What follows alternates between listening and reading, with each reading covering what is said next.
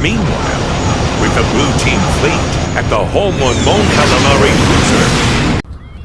Command has attempted to compile a list of casualties and losses, but information is sketchy at best. Well, we know we've lost the others during the Battle of the Badlands. There's a strong possibility there may be more reinforcements hiding in the Golan Straits. What the hell's he saying? It seems they're getting a signal.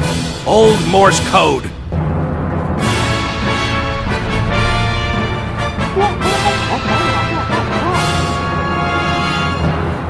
It's from the 7th universe.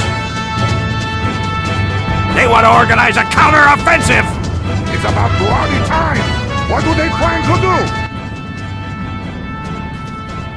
They claim to be able to bring down their shields. When do they want to attack?